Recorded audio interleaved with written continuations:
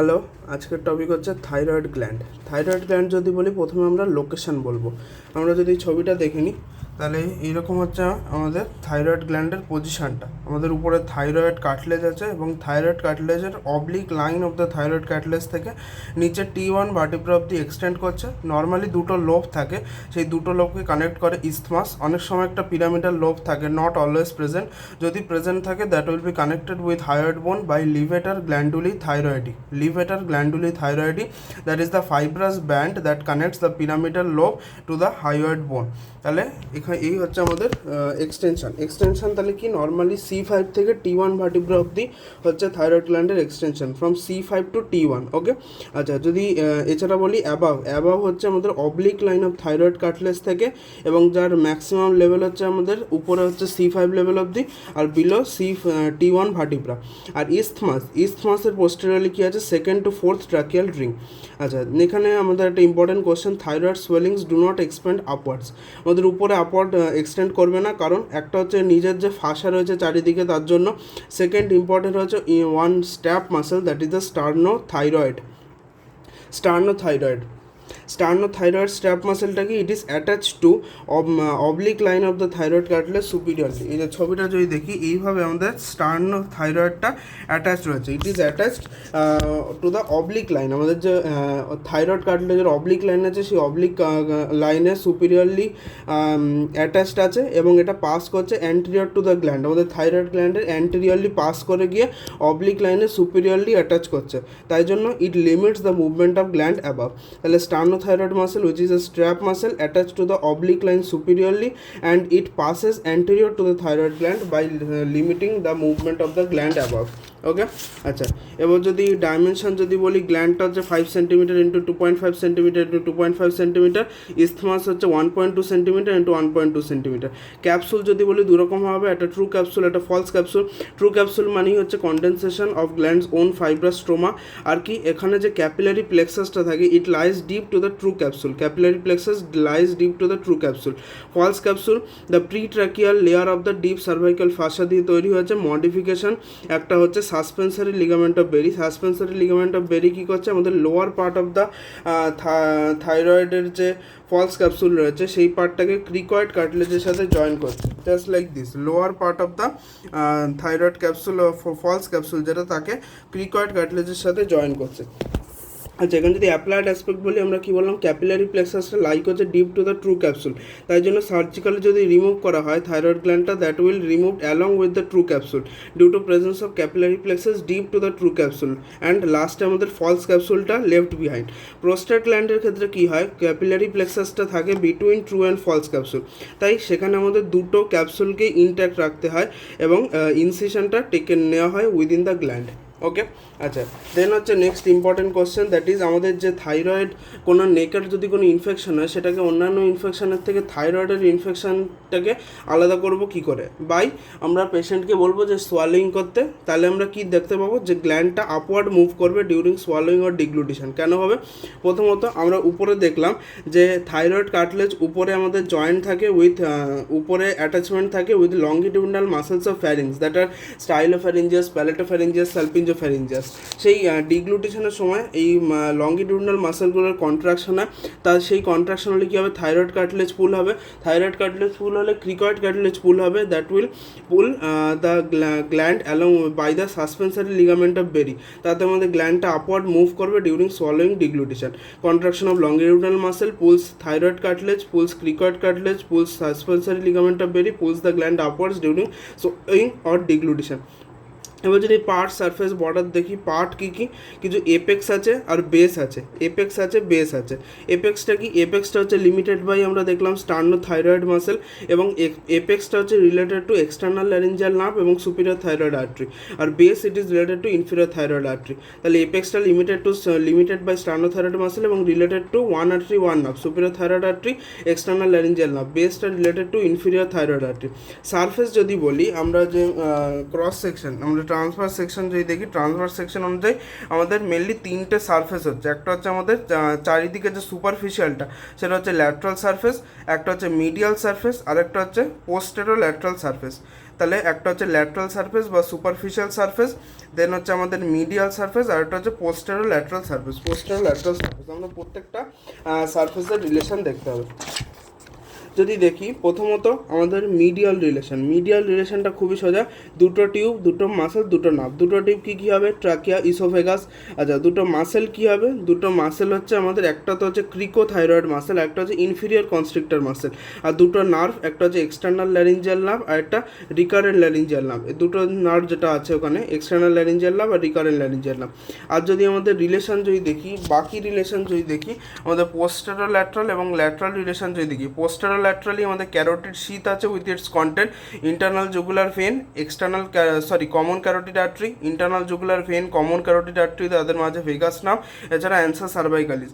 আর যদি lateral relation দেখি, lateral রিলেশনে কী থাকবে? আমাদের স্টার্নোক্লিটোমাস্টাইডের অ্যান্টেরিয়র বর্ডার আর কিছু স্ট্র্যাপ মাসেলস, স্টার্নোহাইয়েড, স্টার্নোথাইরয়েড আর superior belly of omohyoid. Clear?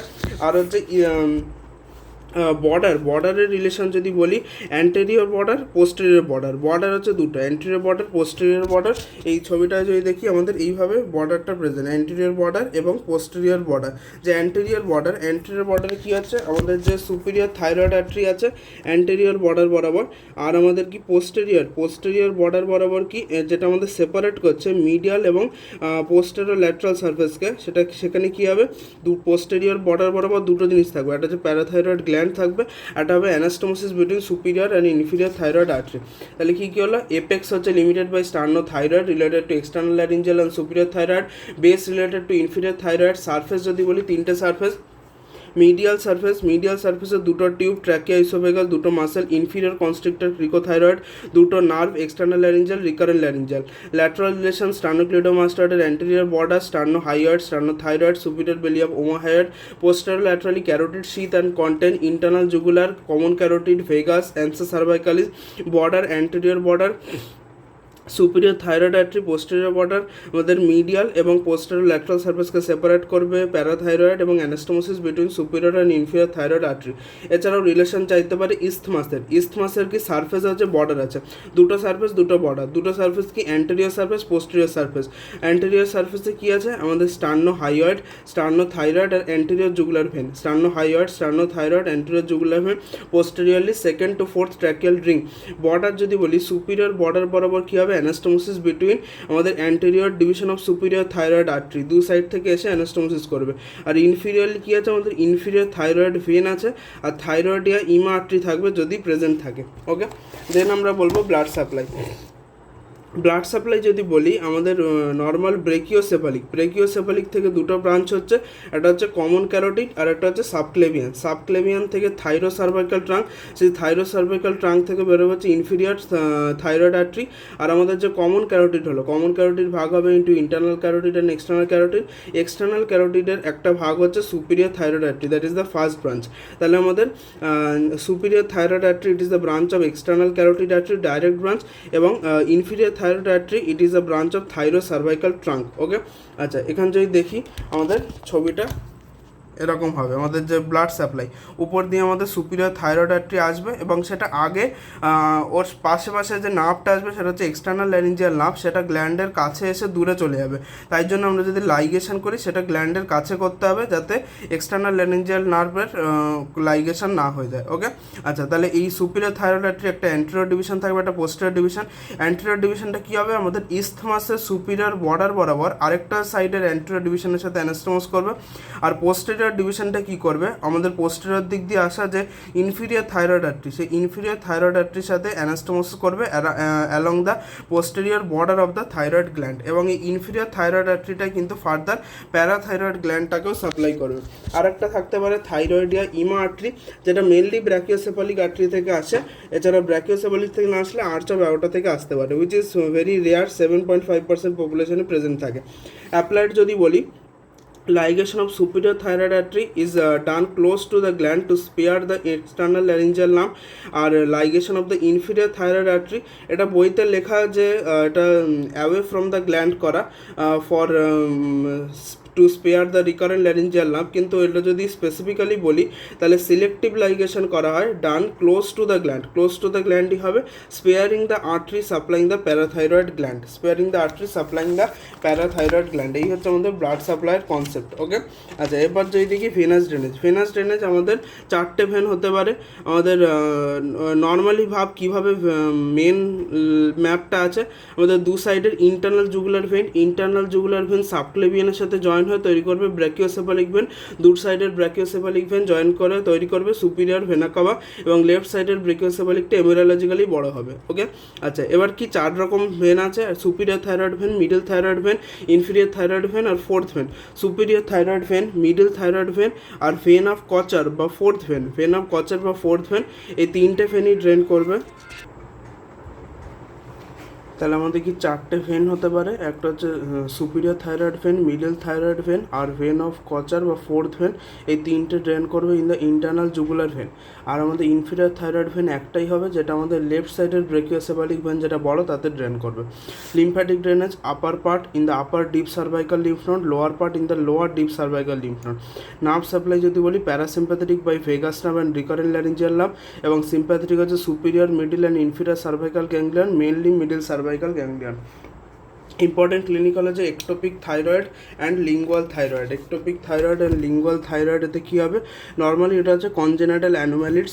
The development of the thyroid gland may occur at the following common congenital anomaly. One of the common congenital anomaly হচ্ছে ectopic thyroid gland, when the thyroid gland or the thyroid tissue may be found at an abnormal position anywhere along the course of the thyroglossal duct। আমাদের যে থাইরয়েডের origin হয় from থাইরোগ্লসাল duct, তাহলে the thyroid gland may be found at an abnormal position anywhere along the course of thyroglossal duct। কোথায় কোথায় হতে পারে, প্রথম কথা হাইওয়েডের উপরে হতে পারে সুপ্রা হাইওয়েড, হাইওয়েডের নিচে হতে পারে ইনফ্রা হাইওয়েড থাইরয়েড, পিছনে হতে পারে রেট্রো হাইওয়েড থাইরয়েড, আর মোস্ট কমন পজিশন হচ্ছে lingual thyroid at the base of the tongue. At the base of the টাঙে আমাদের লিঙ্গুয়াল থাইরয়েড হতে পারে। In lingual thyroid the mass of the thyroid tissue is located within the tongue just beneath the foramen caecum, and if large it may cause difficulty in swallowing in the infant. তাহলে in lingual thyroid কী হয়, আমাদের যে মাস of thyroid tissue it is located within the tongue just beneath the foramen cecum, and if it is large it may cause difficulty in swallowing by the infant। Okay, mainly আমাদের কিছু clinical feature, যে simple goitre এগুলোর ক্ষেত্রে আমাদের কিছু clinical feature দেখা যেতে পারে 3Ds। একটা হচ্ছে ডিসপিনিয়া, ডিসফেজিয়া অ্যান্ড ডিসফোনিয়া।